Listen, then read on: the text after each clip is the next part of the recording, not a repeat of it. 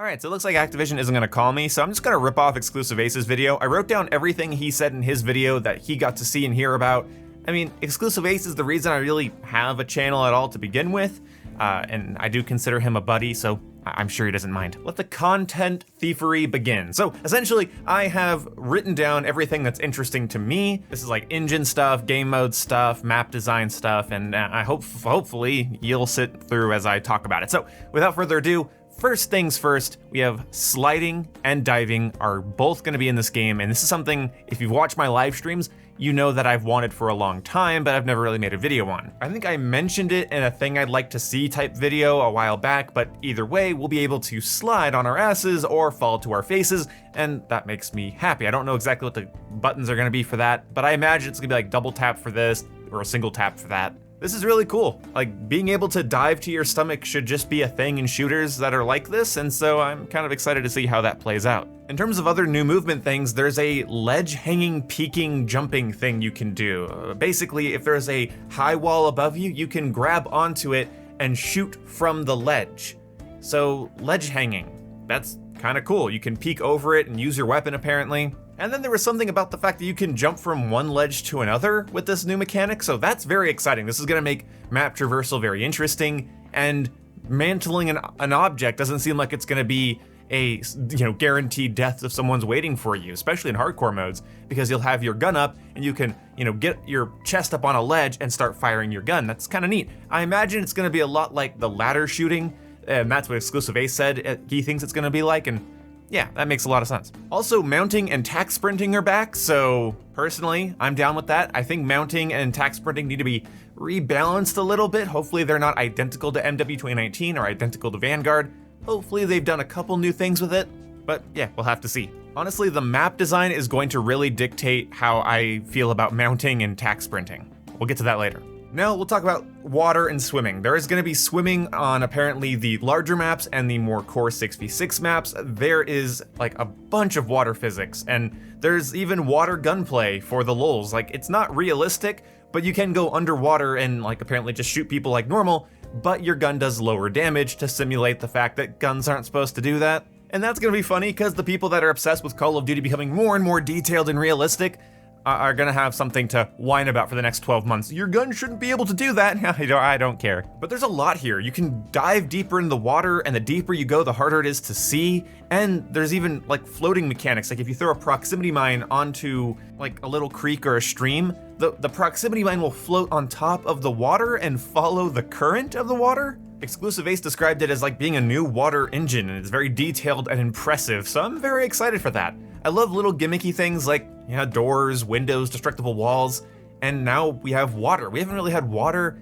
involved in our COD maps since Black Ops 3, so this is gonna be kinda nice. Or terrible, and I'll make several rant videos about it, we'll have to see. So now let's talk about equipment.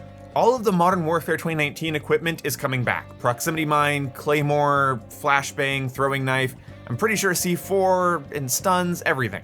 If it was in MW 2019, Ace said it's likely gonna be here, but there are some new things, and some of these might be field upgrades. He wasn't really sure, he only knew that one was a field upgrade, but let's just talk about them like equipment, field upgrade or not. There's gonna be a tac cam that you can throw, and it'll stick to things, and you'll be able to look at enemies and spot them with it, so it's like the spy drone from MW 2019, but it's a stationary camera, and that's kinda cool. They're definitely pulling from Rainbow Six Siege there with Valkyrie's cameras. There's also a drill charge, which is like Fuse from Rainbow Six, so they're pulling from Ubisoft again, and you can essentially put a drill charge on a wall, it will drill through the wall and fire a grenade to the other side, and apparently that even works on vehicles, and you just sort of throw it like a disc, and that's nuts to me. You just like throw it, and it goes onto a wall, and it drills through, and it throws a grenade to the other side. That's neat, and if you guys want to know what that looks like, look up Fuse from Rainbow Six Siege. There's also a DDoS EMP device field upgrade, and this is the field upgrade he was aware of, and it's a directional EMP grenade essentially. You point it, and it just kills all of the enemy equipment in front of the pulse, which is gonna be great for clearing campers out of rooms, because I imagine it'll work to the floor. So it sounds like a device you could get under a room of campers and then just activate it and blow up all their devices in their room. That's awesome. It's like the EMP drone, but with less steps and less waiting. Then, similar to the Metal Gear series, there's going to be inflatable decoys, like inflatable soldiers that you can remotely activate and they'll pop up to distract and maybe draw some fire.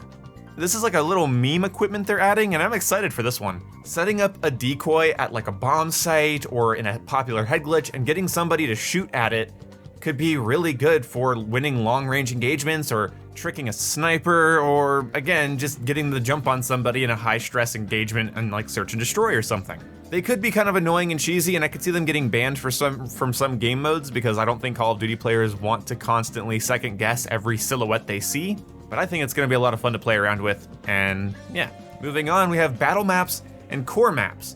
So essentially larger and smaller maps, and apparently the larger ones are designed specifically for this. Like, they're not just sections of a Warzone map, according to Exclusive Ace, that these are larger maps for larger modes like Ground War and probably that DMZ Tarkov Light mode that Infinity Ward's working on, I imagine. But that's not really my interest. I don't mind when Call of Duty gets big, large-scale stuff, but I mostly play the smaller-scale stuff, and this is where I have my first big complaint with the game, and even Exclusive Ace's opinion on it. The core maps are going to be 6v6 only, and I'm kind of okay with that.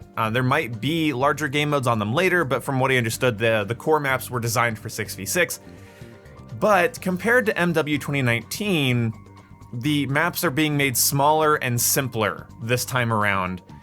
And I thought it was funny because Ace referred to it as a more traditional Call of Duty experience, but when I think of traditional Call of Duty, I think Crossfire from COD 4, Derailed, Estate, I think of Wasteland, I think of maps like Radiation from Black Ops 1, I think of more complicated, intricate maps, as well as smaller, more fast-paced maps.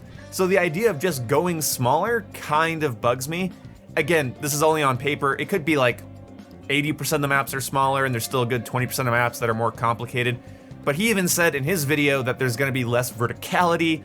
And again, I get not wanting to have the same messy, convoluted, porous maps of MW 2019. I get not wanting that because that had a lot of feedback thrown at it.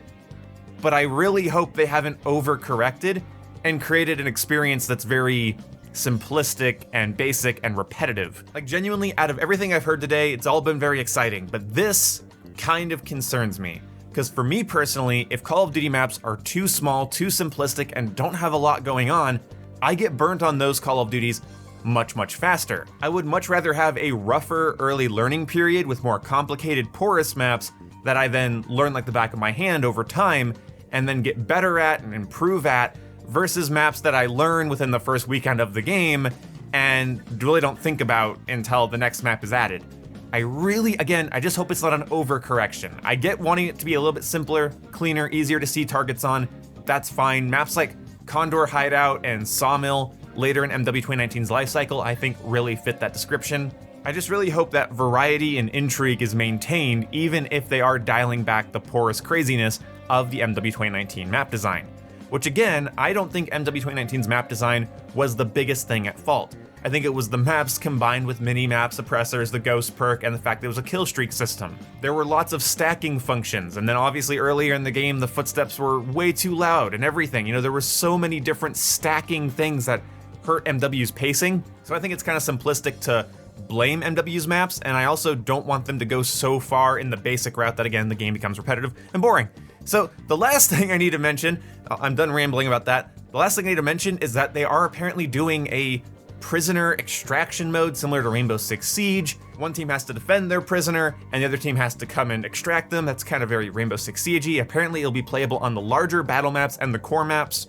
And then there's a 6-player elimination mode where it's only one life, but there are revives, and every match, I think you can buy new weapons. It's very Counter-Strike sounding from what Ace described it as, but I don't know, it's interesting.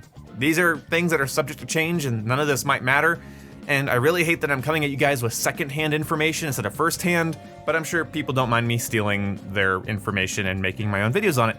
Anyway, my next 2 videos will be about the gunsmith system that we've heard about, also gonna be ripping a lot of stuff from Exclusive Ace because he's the only one that's provided a recreation of what he saw the gunsmith looking like, which is pretty sweet. And then I'm also going to talk about my opinions more in depth on the map design and what I want from MW2's map philosophy. So thank you guys so much for coming out to this video. If you enjoyed, leave a like and let me know what excites you most about the stuff I rambled about today. See you when I see you guys. Goodbye.